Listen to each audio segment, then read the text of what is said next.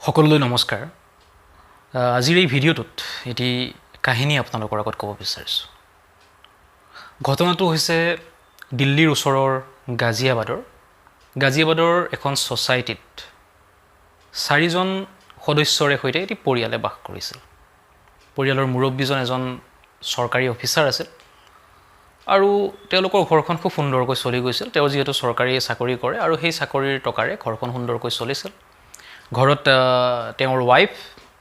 তেওঁৰ দুটাকৈ সন্তান আৰু তেওঁ টোটেল 4জন সদস্য। সুন্দৰকৈ চলি থকা পৰিয়ালটিত সমস্যাই দেখা দিলে 2021 চনৰ 1 জানুৱাৰী তাৰিখে। এই নৱবৰ্ষৰ প্ৰথম দিনটোত তেওঁলৈ এটা ইমেইল আহিলে আৰু ইমেইলত লিখা আছে যে এনেকুৱা কথা, আপুনি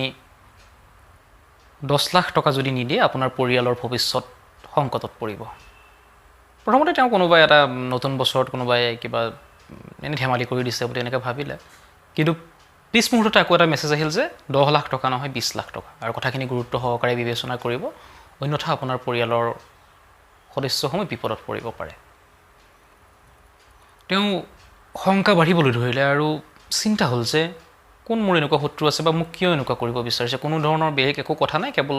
টকা লাগে, নহ'লে পৰিয়ালৰ ভৱিষ্যত বেয়া হ'ব পাৰে, কিবা এটা ঘটনা ঘটিব পাৰে, এনেকুৱা ধৰণৰ এটা বাৰ্তা দিছে। এনেদৰে কিছুদিন গ'ল। কিছুদিন পিছত আকৌ মেছেজ আহিল। এই টকাৰ পৰিমাণ বাঢ়িবলৈ ধৰিলে। প্ৰথমতে 10, তাৰপিছত 20, এতিয়া 30, 40, 50 এনেকৈ ক্ৰমাৎ মেছেজ আহিব ধৰিলে আৰু টকাৰ পৰিমাণ বাঢ়ি গ'ল। আৰু মেছেজবিলাকত এনেকুৱা ধৰণৰ কিছুমান কথা আহিব ধৰিলে যে তেওঁ অলপ বেছি ভয় খাবলৈ ধৰিলে। ক'লে যে আপোনাৰ ঘৰত এতিয়া কি হৈ আছে মই জানো, আপোনাৰ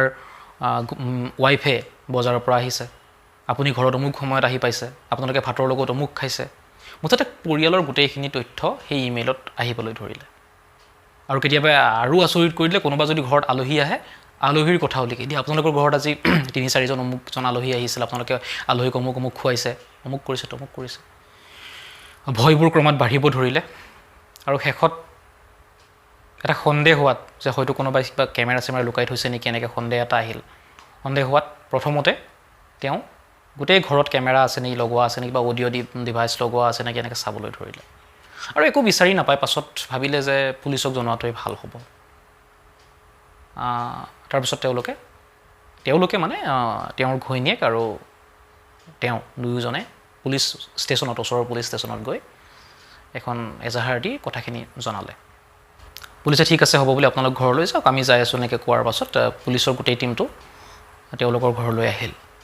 আহি পুলিচে কথাবিলাক সুধিলে, কি হৈছে কি নহৈছে। থানাত কিছু কথা সুধিলে যদিও ঘৰত আহি পোৱাৰ পাছত অলপমান ভালকৈ পৰিৱেশটোৰ লগত মিলি কথাখিনি সুধিবলৈ ধৰিলে আৰু ক'বলৈ ধৰিলে যে এনেকৈ মানে কেতিয়াবা কলিং বেলটো বজাই দিয়ে আৰু ক'বলৈ ধৰে যে এৰিয়াক কৈ কলিং বেল বাজিছে, মানে ইমেইলৰ পিছতে কলিং বেল বাজে, মানে এতিয়া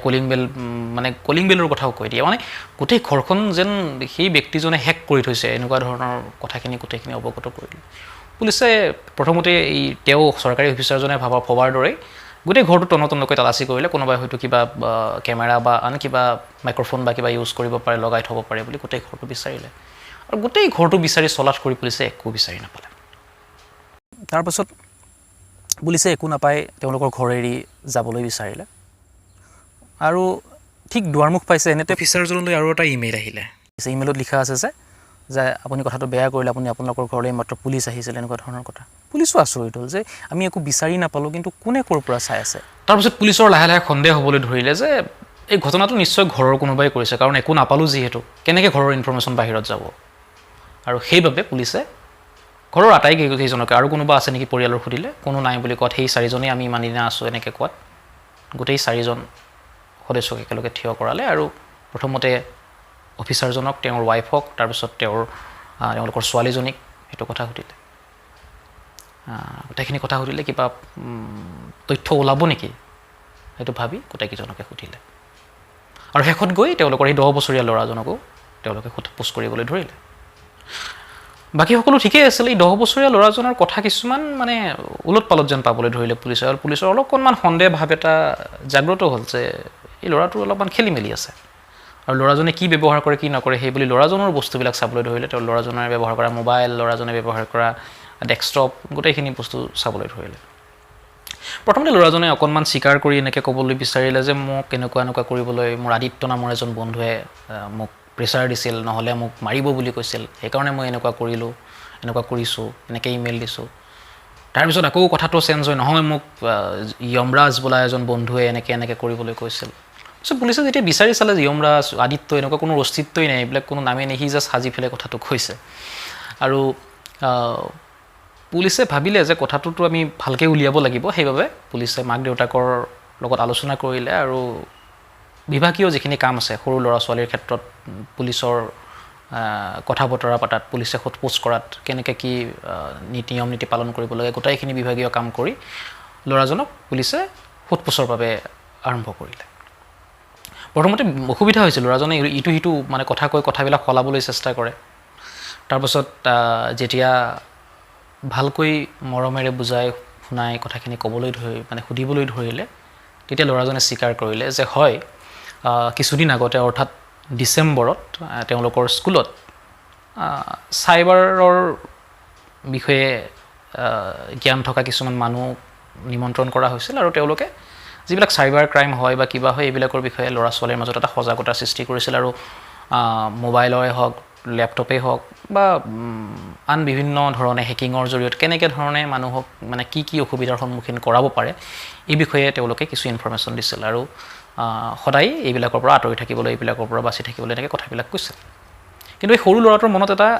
মানে মনত খুদুৱনি এটা হ'বলৈ ধৰিলে সঁচাকৈ মানুহে এনেকৈ হেকিং কৰিব পাৰে নে সঁচাকৈ মানুহৰ এনেকৈ ভয় খুৱাব পাৰে নে এনেকুৱা চাইবাৰ ক্ৰাইম কি বস্তু প্ৰথমতে সি ইউটিউবত চাৰ্চ কৰিব ধৰিলে চাইবাৰ ক্ৰাইম কি হয় তাৰপিছত কেনেকৈ ফেক ইমেইল আইডি বনায় আৰু বিভিন্ন ধৰণৰ কথা এইবিলাক তেওঁ ল'ৰাজনে ইউটিউবত চাৰ্চ কৰিলে নিজৰ মোবাইলৰ পৰা আৰু চাৰ্চ কৰি উঠি ভাবিলে যে যেতিয়া তেওঁ গোটেইখিনি তথ্য পাতি বুজি পালে তথ্য পাতি মানে অনুভৱ হ'ল তেতিয়া তেওঁ ভাবিলে যে এই বস্তুখিনি মই ক'ত এপ্লাই কৰিম আৰু সেইবাবে প্ৰথমতে নিজৰ দেউতাককে এটা ইমেইল দিলে যে এনেকুৱা কথা আপোনালোকৰ পৰিয়ালৰ ওপৰত এনেকুৱা হ'ব পাৰে আপুনি 10 লাখ টকাৰ যোগাৰ কৰিব আৰু তাৰপাছত মেছেজ দিবলৈ আৰম্ভ কৰিলে 10 লাখৰ পাছত 20 লাখ 30 লাখ 40 লাখ এনেকৈ 10 কোটিলৈকে ডিমাণ্ড কৰিলে একেবাৰে লাষ্টত 1 জানুৱাৰীৰ পৰা 23 জানুৱাৰীলৈকে এই 23 দিন সময়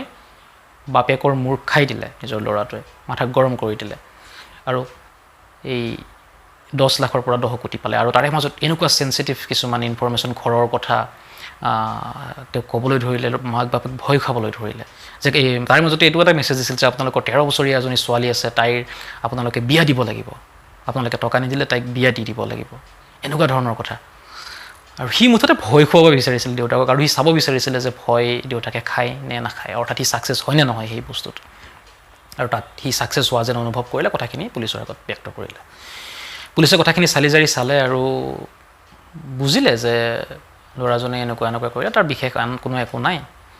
আৰু মাক দেউতাকৰ লগতো কথা পাতিলে যে সি এনেকুৱা কৰিছে সি এনেকুৱা মানে কথাখিনি গোটেইখিনি কথা সকলোৱে মিলি আলোচনা কৰিলে আৰু শেষত পুলিচে এটা সিদ্ধান্ত ল'লে যে ল'ৰাজনক যিহেতু সৰু ল'ৰা তাৰ পঢ়া শুনাৰ কথা আছে জীৱনৰ কথা আছে নিজৰ ঘৰতে এনেকুৱা এটা ক্ৰাইম বুলি ক'ব লাগিব এনেকুৱা ক্ৰাইম এটা কৰিছে তথাপিও পুলিচে চালি জাৰি চাই ল'ৰাটোক বুজাই আৰু আন বিভিন্ন ব্যক্তিৰ সৈতে আলোচনা কৰি ল'ৰাজনক মুকলি কৰি দিলে যদিও মাক দেউতাকক এটা কথা ক'লে যে ল'ৰাজনে ভৱিষ্যতে মোবাইলত কি চাই কি নাচায় এইবিলাক ভাল ব্যৱহাৰ কৰিছে নে বেয়া ব্যৱহাৰ কৰিছে আৰু মোবাইল বা লেপটপৰ বা কম্পিউটাৰৰ ব্যৱহাৰটো আপোনালোকে নজৰত ৰাখিব যে কি কৰিছে কি কৰা নাই ইমান কম বয়সতে একেবাৰে গোটাইখিনি এৰি দিয়াটো উচিত নহয় আৰু এই সত্য ঘটনাটোৰ পৰা আমি এটা কথা আমি নিজৰ জীৱনতো আমি ৰিজাই চাব পাৰোঁ যে আমাৰ ল'ৰা ছোৱালীবোৰৰ ক্ষেত্ৰত আমাৰ সমাজখনত আজিকালি মাক দেউতাকে বহু ক্ষেত্ৰত মুকলি কৰি এৰি দিয়া দেখা যায় আৰু এইবিলাকে কেতিয়াবা বেয়া প্ৰভাৱ পেলাব পাৰে আৰু এনেদৰে বহুতো ল'ৰাই হয়তো ভুল পথত যাব পাৰে এই ল'ৰাজনে যদি নিজৰ ঘৰত এনেকুৱা কাম এটা নকৰি বেলেগৰ ঘৰত কৰিলে হয় এতিয়া নিশ্চয় তাৰ ভৱিষ্যতটো কিবা হৈ গ'লহেঁতেন নিজৰ ঘৰত কৰা বাবে নিজৰ মাক দেউতাকে পুলিচে সকলোৱে বুজাই মেলাই মানে তাক এটা ভাল পথত আনিবলৈ চেষ্টা কৰিলে আৰু ভৱিষ্যতৰ কাৰণে তাৰ ভৱিষ্যত জীৱন যাতে অন্ধকাৰ নহয় তাৰ কাৰণে তেওঁলোকে চিন্তা কৰিলে কিন্তু বেলেগক যদি কাৰোবাক কিবা কৰিলে হয় সি নিশ্চয় এতিয়া এটা ভয়াৱহ ভৱিষ্যতৰ দিশে আগবাঢ়িলে হয় গতিকে আমি আশা ৰাখিছোঁ যে আমাৰ পৰিয়াল আমাৰ সমাজৰ এই সৰু সৰু ল'ৰাবোৰক আমি ভাল কামবোৰ শিকাওঁ আৰু কম্পিউটাৰ লেপটপ এইবিলাকৰ পৰা মোবাইল এইবিলাকৰ পৰা আমি কি চাইছে কি চোৱা নাই সকলো দিশ নিৰূপণ কৰি তেওঁলোকৰ ভৱিষ্যত যাতে ভাল হয় তাতে আমি মানে এটা গুৰুত্ব আৰোপ কৰোঁ আৰু এনেধৰণৰ ঘটনা যাতে ভৱিষ্যতে পোহৰলৈ নাহক তাকে আশা ৰাখি আজিৰ এই ভিডিঅ'টো ইমানতে সামৰিছোঁ আৰু সকলোৱে খুব মনোযোগেৰে এই ভিডিঅ'টো চোৱাৰ বাবে শেষত ধন্যবাদ জ্ঞাপন কৰিছোঁ নমস্কাৰ